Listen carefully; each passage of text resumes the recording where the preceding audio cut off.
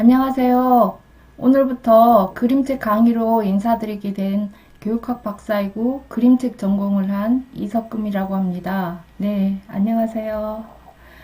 이미 도리쌤으로 유아영어와 초등영어에서 인사를 드렸는데요. 그림책 강의 어떠세요? 네, 오늘부터 그림책 강의를 한번 같이 해보아요. 네, 그럼 시작해 보겠습니다.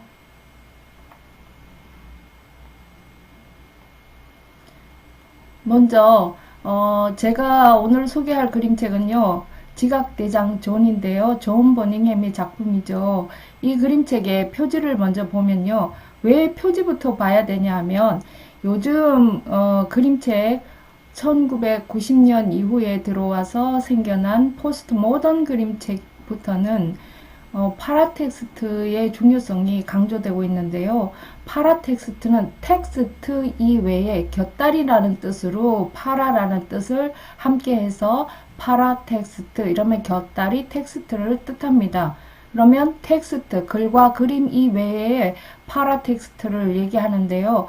그러면 거기 파라텍스트에 해당하는 거는 판형이라든가 표지라든가 면지, 그 다음 속표지 등등 그런 것들이 텍스트를 분석함에 있어 의미를 전달하고 있다는 것이죠. 네, 그래서 먼저 표지부터 살펴보기로 하고요. 그 다음에 진행해 나가면서 말씀드리겠습니다. 저는 글을 분석하는 분석자가 많은데요. 저는 그림책에는 글 없는 그림책은 있어도 그림 없는 그림책은 없습니다. 그만큼 그림책에서 그림의 중요성이 강조되고 있는데요. 그럼에도 불구하고 글과 그림을 같이 분석하는 분석자가 적은지라 제가 용기를 내서 도전을 한번 해보았습니다. 네, 제가 제일 처음 분석한 그림책이고요. 이 그림책은 제가 굉장히 애정을 가지고 있는 그림책이어서 제일 처음 분석 그림책으로 삼았습니다. 먼저 표지를 보시면요.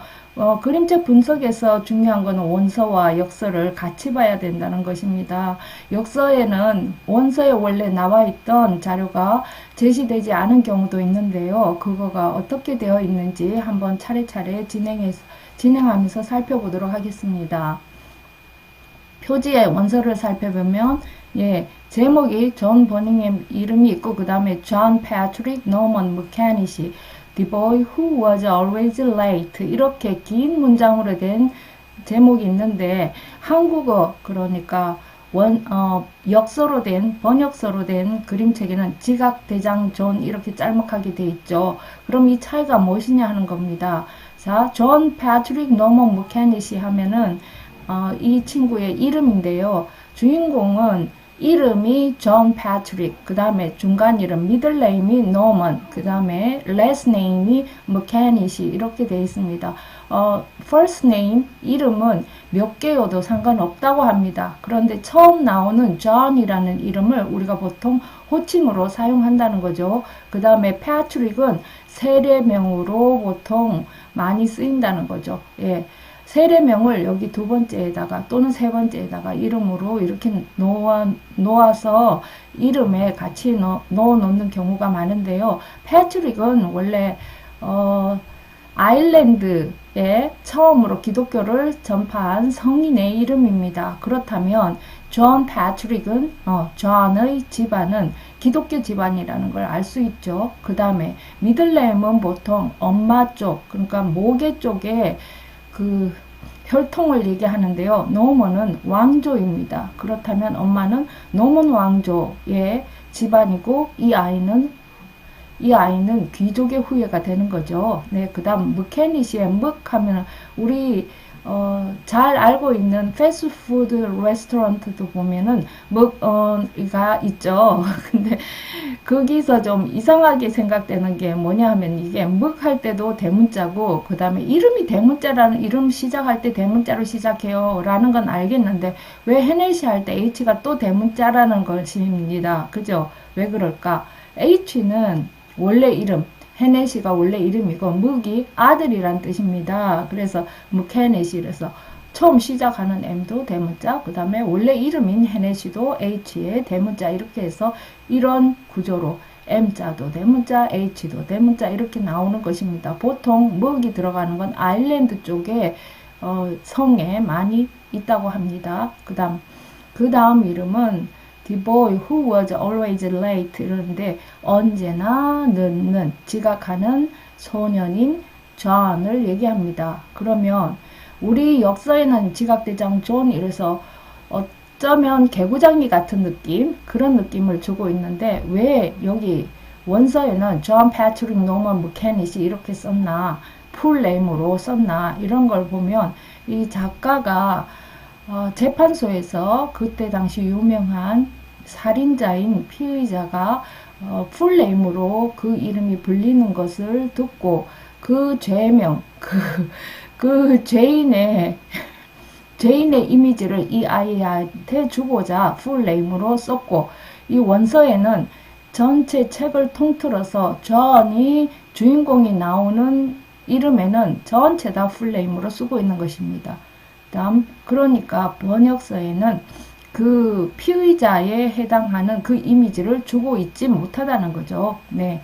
그 다음 그 밑에 그림이 나와 있는데요. 그림을 보면 선생님이 학사모를 입고 있고, 학사모와 학사복을 입고 있는, 좀 하기복을 입고 있는 이분은 좀 권위적인 것 같다. 네. 교사이지만. 그리고 얼굴을 보면 마녀의 얼굴 같다. 입은 이가 많이 나와 있는 거 보니까 고강적으로 굉장히 공격을 많이 하는 공격성을 가진 분인 것 같다. 그런데 이분이 왜 이렇게 크게 그려져 있을까? 그림책 전체를 통틀어 보면 좀 작게 그려져 있는데 이 부분은 왜 이렇게 크게 져 있을까 하는 게 의문점입니다. 뒤에 설명이 다시 나오겠습니다. 그리고 아이를 보면은 아이는 뚜렷하게 이목구비가 그려져 있는 게 아니고 입은 아예 그려져 있지조차도 않은데요. 자, 이건 무슨 이유일까 하는 걸 의문점을 갖고 그 다음에 진행합니다.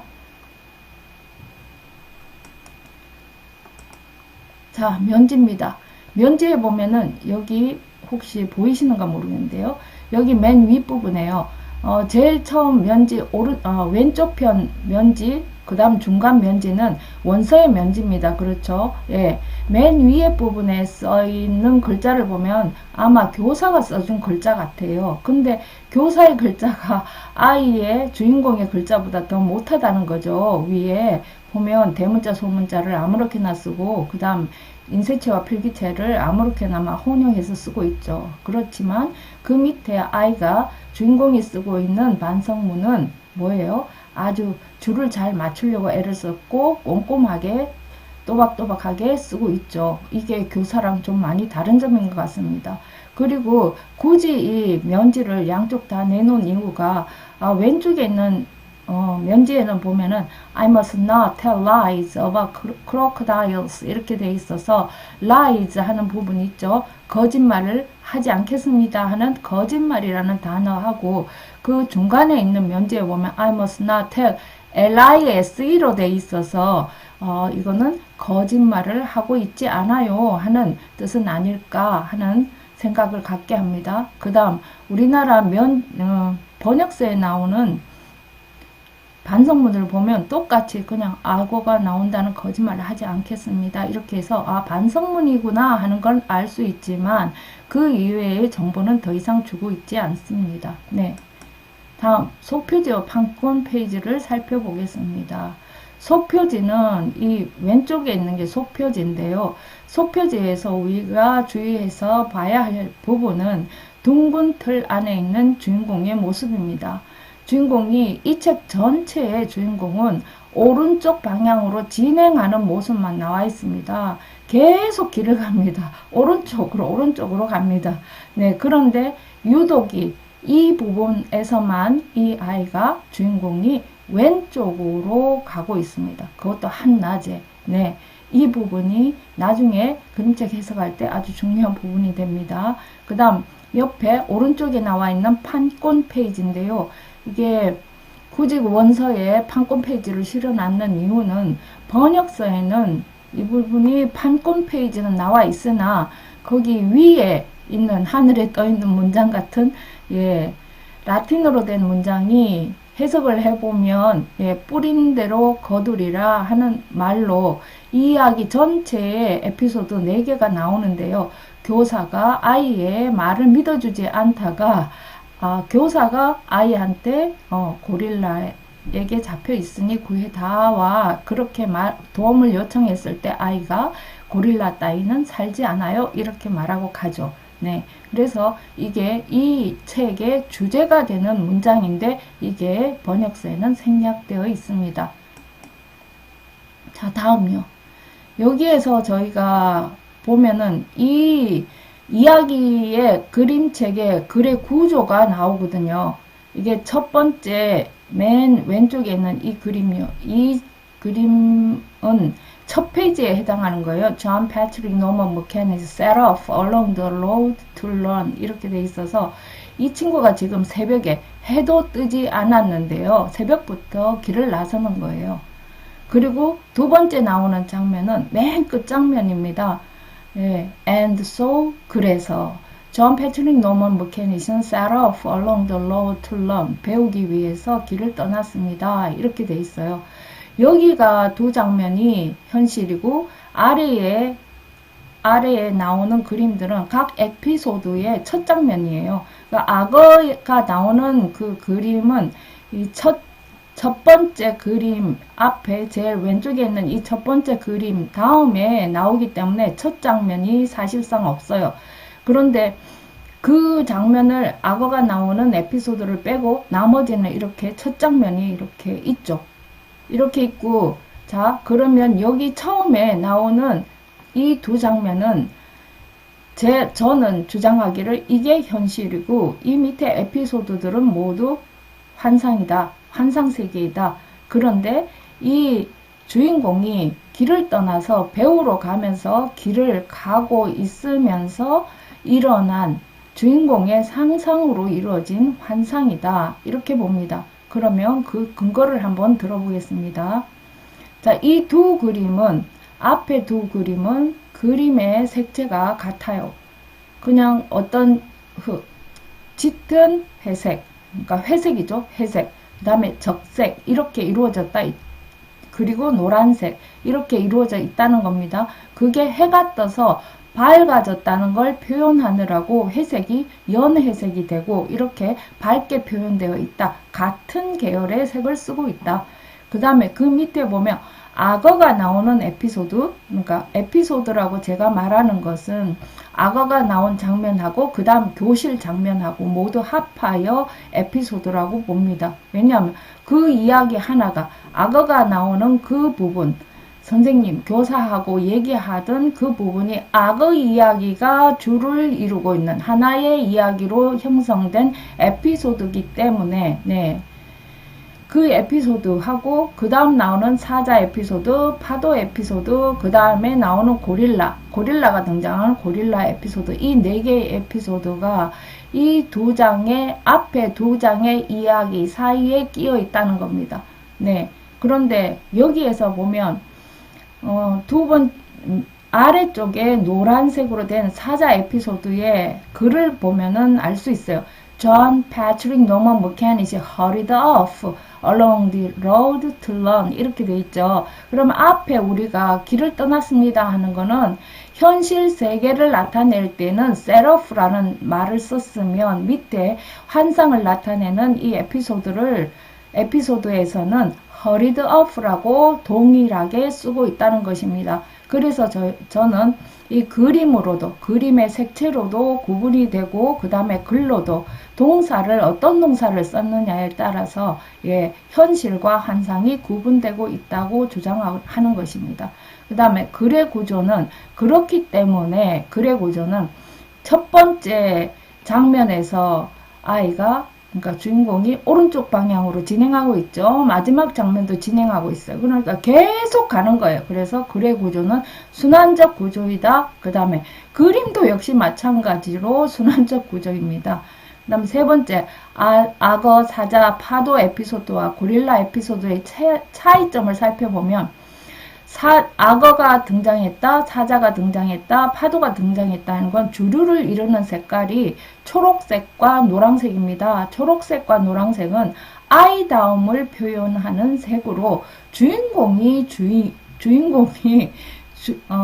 캐릭터가 되는 주 행동하는 사람이 되는 에피소드이고요. 그 다음에 마지막 고릴라 에피소드는 이 세 개의 색하고는 세 개의 에피소드가 나왔던 색하고는 영 다른 회색의 우울한 이런 색깔이 등장하는 에피소드로 여기에서는 선생님이 고릴라를 만나는 그러니까 이 앞에 세 개의 에피소드와는 차이가 있는 그러니까 주된 행동을 하게 되는 사람이 누구냐 하면은 교사인 그런 에피소드가 되겠습니다. 이렇게 그림을 보면 색채를 보면 알 수가 있어요. 네.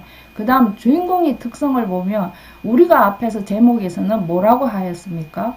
맨날 늦는 아이라고 했잖아요. 그죠? 근데 이렇게 새벽부터 잠도 덜 깬 상태에서 새벽부터 이렇게 길을 간다 하는 거는 무엇을 배우기 위해서 여기서 to run이라고 했지 학교 간다고는 안 했어요. 그죠?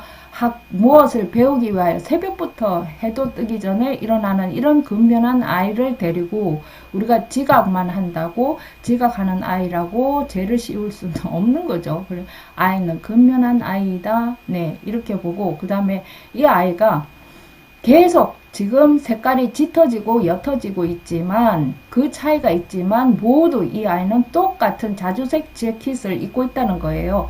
자주색은 왕이나 그 다음에 성직자의 고위 성직자 그들이 입는 색깔이 자주색입니다. 이 자주색을 내기가 어려웠다 해요. 그래서 하여간 그 고위 성직자 이런 분들이 입는 색깔이고 그래서 이 아이는 귀족의 아이이다. 귀족의 후손이다 하는 걸 알 수 있죠. 그래서 이 아이가 귀족이라는 걸 계속 지금 자주색 재킷으로 계속 나타내고 있는 것입니다. 그 다음에 보면은 여기 아랫부분에 그림 3개가 나와 있는 부분을 보면 주인공이 콜라주로 되어 있는데요. 자, 이 부분에서요. 우리 그림에서 그냥 회화만 있지 이거 무엇을 오려가지고 갖다 붙인다 이런 개념은 아니잖아요. 그런데 이렇게 포스 모던 그림책에 들어와서는 콜라주라는 회화에 콜라주라는 성격이 들어와도 괜찮은 시기가 됐고 그런 그림책이 됐습니다. 그래서 포스 모던 그림책의 한 특성으로 보고 있죠. 아까 제가 말씀드리다가 제목에서 항상 지각하는 아이로 돼 있었는데 죄가 그 죄였는데 이 아이는 이렇게 현실 세계에서 보면 첫 장면에서 보면 굉장히 근면한 아이로 그려져 있다. 이 장면을 보고 제목을 본다면 뭔가 아이러니하다 이렇게 보죠. 그러면 아이러니라는 특성도 포스 모던 그림책의 특성이 되는 것입니다. 네. 다음 공간 약호가 나오는데요. 이 공간 약호는 인류학자 에드워드 홀의 공간 약호입니다. 제가 이 그림책을 보면서 이게 제 눈에 띄어서 얼마나 제가 너무나 진짜 짜릿하게 너무너무 기뻤는데요. 이 중간에 있는 그림에서 이 책상이 친밀한 거리 책상 안쪽으로 주인공을 중심으로 해서 책상 안쪽으로는 친밀한 거리 그 다음에 책상 바깥 부분은 개인적인 거리를 나타내요. 그러니까 친밀한 거리는 46cm까지 그 다음 그 이후에 1m 20cm까지는 개인적인 거리입니다. 그러면 이 중간에 책상 폭이 한 30-40cm 되지 않습니까? 그러니까 그 폭을 중심으로 해서 떨어져 있다 이러면 이 교사와 아이는 개인적인 거리를 유지하고 있다 이렇게 보고 있습니다. 네, 이렇게 해야지 우리가 사람이 사람을 만났을 때 항상 개인적인 거리를 유지하고 있어야 된다. 요즘 같은 시대는 좀 더 사회적인 거리를 유지하라고 하잖아요. 조금 있으면 사회적인 거리 나옵니다. 네, 이렇게 개인적인 거리를 유지해야 되고 지금 교사가 지팡이를 들고 있는데 지팡이 이전에는 칼을 들고 다니면서 자신들의 신변을 보호했었는데 칼을 들고 다니는 직업군이 생기면서부터 시작해서 남자 영국 신사분들이 지팡이로 칼 대신 지팡이를 가지고 다니게 되었고 지팡이 술을 연마하게 되었답니다. 그래서 지팡이를 이렇게 들고 다니게 되는 영국 신사의 무슨 상비품으로 항상 필수품으로 그렇게 가지고 다니셨답니다.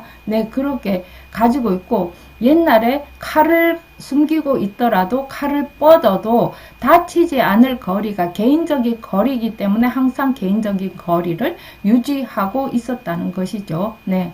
그 다음 여기 앞에 맨 앞에 등장하는 교사가 크게 그려진 첫 번째 그림은 무슨 그림이냐면 친밀한 거리를 깨고 있는 거예요. 그러니까 맨 처음에 이제 친밀한 거리가 먼저 나오죠. 46cm까지. 그런데 우리가 외국인을 만나면 우리 친구들한테 하듯이 막 가까이 가서 얘기를 하면 그분들이 뒤로 물러나는 걸 볼 수 있어요. 그게 이제 자기의 친밀한 거리 안에 들어오는, 그 공간 안에 들어오는 것을 싫어하는 거죠.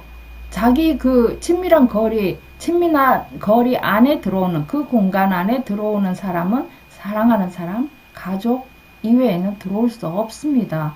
그러니까 거기에 타인이 들어온다 하면은 뒤로 물러서는 거죠. 그리고 항상 개인적인 거리를 유지하려고 하는 거죠. 네. 그런데 첫 번째 그림은 그렇게 선생님이 개인적인 거리를 유지해야 되는데도 불구하고 이렇게 친밀한 거리를 깨고 들어왔을 때에는 주인공은 굉장히 위협당하고 있다, 불안하다, 이런 걸 표현하고 있습니다. 어떻게? 교사를 더 크게 그려서. 그러니까 옆에 중간에 있는 그림보다 교사가 훨씬 더 크게 그려져 있지 않습니까? 이 아이는 불안하다, 교사가 정말 불안하다, 너무 무섭다 하는 걸 크게 이렇게 표현을 해놨죠. 네. 그래서 아이는 지금 떨고 있는 것입니다. 위협을 받고 무서움에, 공포에 떨고 있는 것입니다. 그럼 세 번째 장면에 있는 거는 우리가 맨 밑에 바닥하고 저 위에 천정하고는 1m 넘게 차이가 나겠죠. 1m 20cm부터 시작해서 3m 70cm까지가 사회적인 거리를 나타냅니다. 그래서 우리가 요즘 사회적인 거리두기 이런 말을 하면서 2m 거리를 유지하세요, 이런 말을 하시죠. 네. 그래서 1m 20cm 이상이 사회적인 거리 안에 들어갑니다.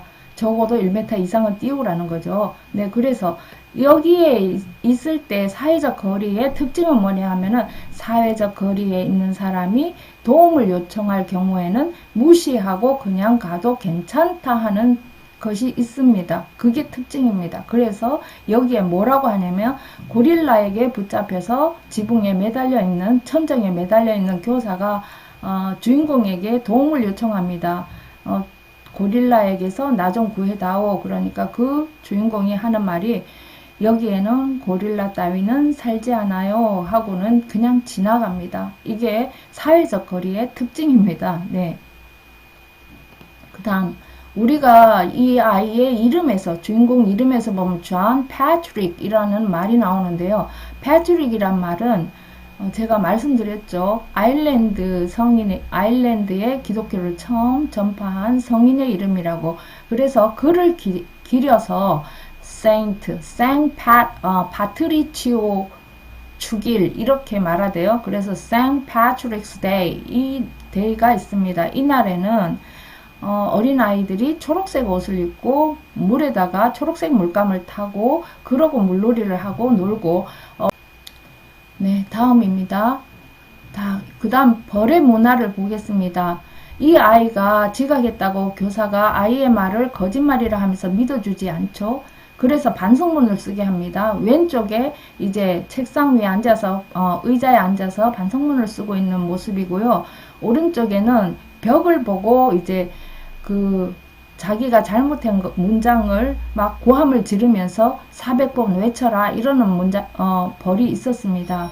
근데 이 아이가 앉아있는 이 모습을 보면은 의자하고 책상이 아이한테 맞지 않죠. 저는 이렇게 봅니다. 이 벌이 아이한테 적합하지 않다, 이렇게 보거든요. 그 다음에 아이가 옆에 오른쪽에 있는 그림을 보면은 하얀색으로 되어 있죠.